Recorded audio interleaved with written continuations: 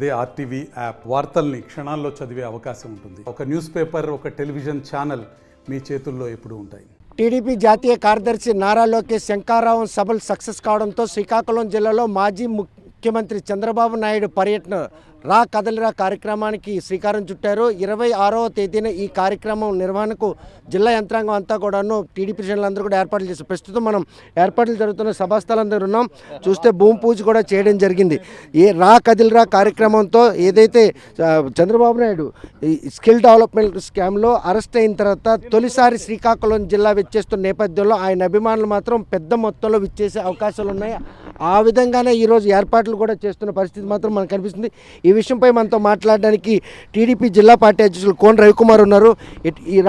Chandrababu Naidu first time ఆయన ఈ arrest అవడం, బెయిల్ రావడం, ఈ నేపథ్యంలో ఆయన విచ్చేయనున్నారు.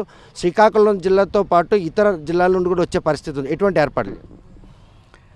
రేపు చంద్రబాబు నాయుడు గారికి ఘన స్వాగతం పలకడానికి శ్రీకాకుళం జిల్లా ప్రజానీకం ఎదురు చూస్తూ ఉన్నారు. ఎందుకంటే చేయని తప్పుకి 53 రోజుల పాటు జైల్లో నిర్బంధించి చంద్రబాబు నాయుడు గారిని అయితే జైల్లో పెట్టగలిశాడు, కానీ చంద్రబాబు నాయుడు గారి ఔన్నిత్యాన్ని ప్రపంచానికి తెలియజెప్పేటట్టుగా చేశాడు జగన్మోహన్ రెడ్డి.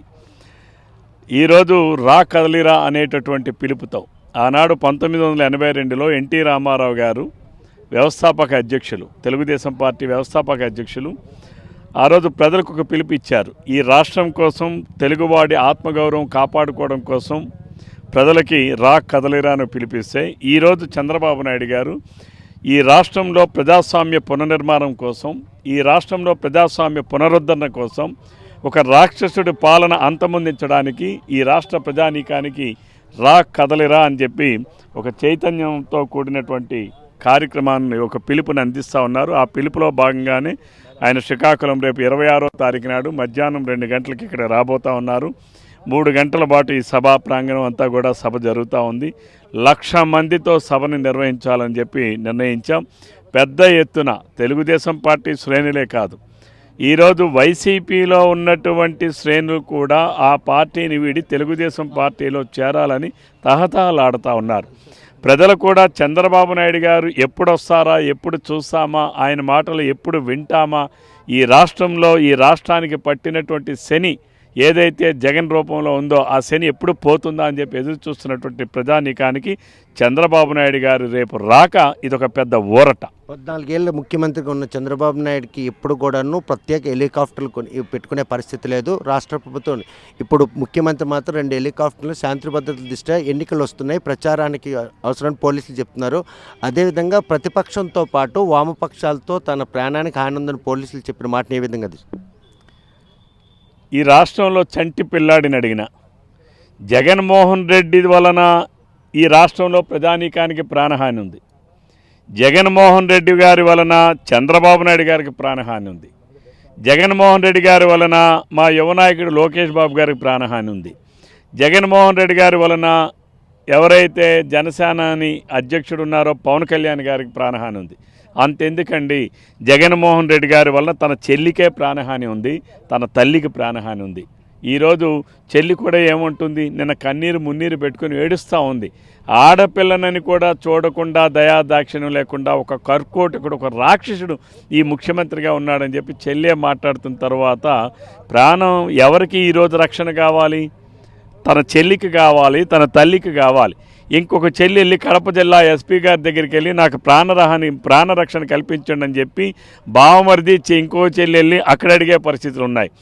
ఈ రాష్ట్రంలో చంద్రబాబు నాయుడు గారిని కాపాడుకోవడానికి 60 లక్షల మంది సైన్యం ఉన్నాం, లేదు జనసేనని కాపాడుకోవడానికి 7 లక్షల మంది సైన్యం ఉన్నారు. కానీ ఈరోజు ప్రజల్ని కాపాడాలి.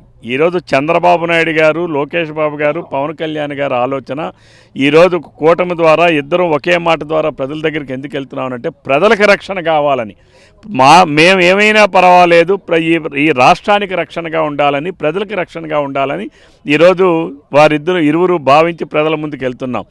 ఆ డీజీపీకి బహుశా కళ్ళు తాగి ఉన్నాడేమో ఆ డీజీపీ ఇచ్చినటువంటి నివేదిక, ఇంటెలిజెన్స్ వాడు నివేదిక బహుశా పొరపాటున అటు ఇవ్వబోయి ఇటు ఇచ్చాడేమో అని నేను భావిస్తూ ఉన్నాను. ఎందుకనంటే కళ్ళు తాగిన కోతిలా అధికారులే నివేదికలు ఇస్తూ ఉంటే అధికారులు ఎంత నివేదికలు ఇస్తారంటే ఈ రాష్ట్రంలో అసలు ఎక్కడ ఇసుక ఒక ఒక చెంచాడు ఇసుక కూడా అక్రమంగా పోలేదని కలెక్టర్లు నివేదికలు ఇచ్చారనేది ఎంతటి వాస్తవం. ఈ రాష్ట్రంలో జగన్మోహన్ రెడ్డికి ప్రాణభయం ఉంది, రక్షణ కావాలని చెప్పి అధికారులు నివేదిక ఇచ్చారంటే అటువంటి నివేదిక లాంటిదే ఇది కూడా. ఇక్కడ ప్రజలకు రక్షణ కావాలి. ఈరోజు చూస్తూ ఉన్నాం, పత్రికా విలేకరులకు రక్షణ లేదు, పత్రికా ఫోటోగ్రాఫర్లకు రక్షణ లేదు, పత్రికా కార్యాలయాలకు రక్షణ లేదు, ఇంకా మీకే ఫోర్త్ ఎస్టేట్గా ఉన్నటువంటి మీడియాకే రక్షణ లేకపోతే జగన్మోహన్ రెడ్డి ఎవరికి కావాలి? జగన్మోహన్ రెడ్డి వలన ప్రజలకు రక్షణ కావాలి. అసలు డీజీపీకి బుద్ధున్నోడైతే ప్రజలందరికీ రక్షణ కల్పించాలి జగన్మోహన్ రెడ్డి వలన. ఇటువంటి నరకాసుడు లాంటి జగనాసుడు ఉన్నాడు కాబట్టి ప్రజలు రక్షించమని కోరుతున్నారు. రేపు అందుకనే జగన్మోహన్ రెడ్డి పరదాల చాటున ఉంటాడు. ప్రజలు రేపు జరగబోయే ఎన్నికల్లో ఓటనే ఆయుధంతో ఈ జగనాసురుడనే జగనాసురుణ్ణి సంహరించడానికి ప్రజలు సిద్ధంగా ఉన్నారు. చూస్తే సిద్ధం సభల్లో ఈరోజు లక్షలాది మంది కార్యకర్తలు మాకున్నారు అంటే వాలంటీర్లు ఉద్దేశించి మాట్లాడుతుంది. ఏ విధంగా వాలంటీర్లు ఏమైనా జగన్మోహన్ రెడ్డి వాళ్ళ అమ్మ మొగుడు నుంచి ఏమైనా జీతాలు ఇస్తున్నాడా? జగన్మోహన్ రెడ్డి ఏమైనా సండూర్ పవర్ కంపెనీ నుంచి వస్తున్న ఆదాయం నుంచి ఏమైనా ఇస్తున్నాడా?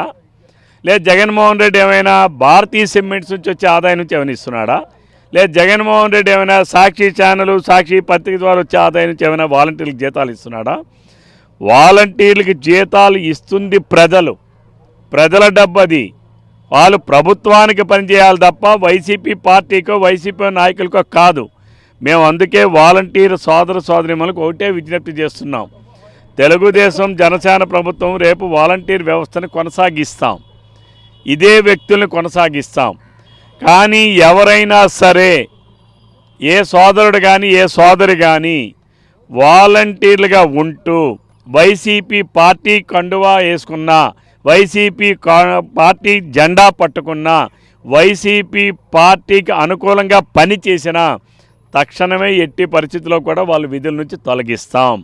కానీ పాపం బుద్ధిమాంద్యమై, ఎందుకంటే జగన్మోహన్ రెడ్డి దెబ్బకి ఇక్కడ ధర్మాన ప్రసాద్ కూడా పాపం మైండ్ చెలించిపోయింది.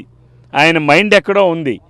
ఒక పక్క ఎన్నికల కమిషను, ఎన్నికల ప్రాసెస్లో వాలంటీర్ల పాత్ర ఇంత కూడా ఉండడానికి వీల్లేదు. అసలు సచివాలయ ఉద్యోగుల్నే ఇంకు పెట్టడానికి తప్ప వాళ్ళని ఇంకా దేనికి కూడా వినియోగించకూడదని చెప్పి చాలా స్పష్టమైనటువంటి రాతపూర్వకమైనటువంటి ఆదేశాలు ఇచ్చారు. అయినా సరే ఈరోజు ధర్మాన ప్రసాద్ అలా మాట్లాడుతున్నారనంటే బహుశా ఆయనకి ఏదైనా మైండ్ చెడైనా ఉండాలి, లేకపోతే జగన్మోహన్ రెడ్డి దెబ్బకి ఇంకేమైనా అయి ఉండాలి. కాబట్టి ఇది నేను వాలంటీర్ సోదరులకి జిల్లాలో ఉన్నటువంటి అందరికీ ఒకటే విజ్ఞప్తి చేస్తున్నా, మీరందరూ విజ్ఞతతో ఆలోచించండి. మీరు ప్రభుత్వంతో ప్రజలు ఇచ్చినటువంటి పన్నులు కట్టినటువంటి డబ్బులతో మీకు జీతాలు ఇచ్చారు. మీరు వైసీపీ పార్టీకి తొత్తులు కారు, మీరు వైసీపీ పార్టీ కార్యకర్తలు కాదు, మీరు ఈ ప్రభుత్వానికి సర్వెంట్సు, సేవకులు మాత్రమే.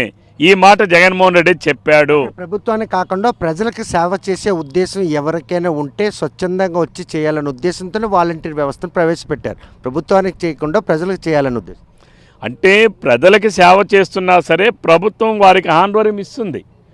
₹1 హానరోరియం ప్రభుత్వం నుంచి తీసుకున్నా సరే they are concerned the public servant. అందుకనే ధర్మాన ప్రసాద్కి ఇంకోటి కూడా తెలియాలి, మీకు CCA రూల్స్ లేవన్నాడు. మరి వాలంటీర్లకి బెదిరించారనో వాలంటీర్ విధులు అడ్డగించారని చెప్పో ఎన్నాళ్ళు 5 సంవత్సరాలు పోలీస్ కేసులు ఎలా పెట్టించారు? మీరు ఏ రూపంలో పెట్టించారు? మీరు అంటే మీకు బుద్ధి పనిచేయడం లేదా? మీ మైండ్ ఏమైనా ఎక్కడికైనా పోయిందా? ఒక్కసారి విజ్ఞత ఆలోచన చెయ్యాలి. ఒక పక్కనేమో సర్వీస్ రూల్స్ లేవంటారు, ఒక పక్కనేమో మీరు ప్రభుత్వ ఉద్యోగులు గారంటారు, ఇంకో పక్కనేమో మీరు సేవకులు అంటారు, ఇంకో పక్కనేమో నెలకు 5,000 జీతం అంటాడు, ఇంకో పక్కనేమో అదేదో వజ్ర హెజ్రా అని చెప్పి మీకేదో రత్నాలు ఇస్తున్నాం అని చెప్పి ప్రభుత్వం ప్రజల డబ్బు 395 కోట్లు అప్పనంగా ఇస్తున్నారు వాళ్ళందరికీ. మరి ఇవన్నీ ఎవరు అండి? కాబట్టి మీ నోటికొచ్చినట్టు మాట్లాడితే ప్రజలు అంగీకరించరన్న విషయాన్ని ధర్మాన ప్రసాద్ గారు గుర్తుపెట్టుకోవాలి. చూస్తే కనుక చంద్రబాబు నాయుడు అక్రమ అరెస్ట్ అనంతరం మాత్రం తొలిసారిగా శ్రీకాకుళం జిల్లా విచ్చిస్తున్న నేపథ్యంలో పెద్ద మొత్తంలో అభిమానులు కావచ్చు, ప్రజలు కూడా వచ్చే అవకాశాలు ఉన్న నేపథ్యంలో ఇక్కడ మాత్రం ఏర్పాట్లు సాగుతున్నాయి. ఏదైతే ఈరోజు భద్రతా దృష్ట్యా ఈరోజు 2 హెలికాప్టర్లు ఏర్పడిన డీజీపీ మాత్రం రాష్ట్ర ప్రజలకు భద్రత కల్పించవలసిన పోలీసుల అధికారులు ఈరోజు ముఖ్యమంత్రికి అంటే వారికి భద్రత గురించి మాట్లాడడం మాత్రం చాలా హాస్యాస్పదంగా ఉంది. మరోవైపు వాలంటీర్ వ్యవస్థ విషయంలో కేవలం సేవా నిరతగా వారిని విధుల్లో తీసుకున్నటువంటి ఈ తరుణంలో వారికి ఎన్నికల విధుల విషయంలో ఎటువంటి జోక్యం ఉండకుండా చేయాలని చెప్పి ఎన్నికల కమిషన్ చెప్తున్నప్పుడు కూడా ఒక మంత్రి హోదాలో ఈరోజు ఆయన వారి సేవలను కొనియాడుతూ వారిని కూడా ఎన్నికల విధుల్లోకి తీసుకోవాలని చెప్పేసి కోరడం మాత్రం ఆయన తీవ్రంగా తప్పుపడుతున్నారు. ఈ విషయంలో ధర్మాన ప్రసాద్ కూడా పునరాలోచించుకోవాలి. రాష్ట్ర ముఖ్యమంత్రి భద్రత కోసం ఆరాటపడుతున్న పోలీసు వ్యవస్థ రాష్ట్రంతో పాటు తన సొంత చెల్లి తల్లికి కూడా ప్రాణహాని ఉన్నదన్న విషయాన్ని కూడా గుర్తు చేశారు. మరి ఈ విషయంలో పోలీసులు వ్యవహరిస్తున్న తీరుని ఏ విధంగా సమర్థించుకుంటారన్న విషయం వేచి చూడాల్సింది. వీడియో జర్నలిస్ట్ రామకృష్ణతో సత్యం, RTV శ్రీకాకుళం. మరిన్ని వీడియోస్ కోసం ఛానల్ ని సబ్స్క్రైబ్ చేయండి. లేటెస్ట్ అప్డేట్స్ కోసం వాట్సాప్ ఛానల్ ని ఫాలో చేయండి. అండ్ లింక్ డిస్క్రిప్షన్ లో ఉంది.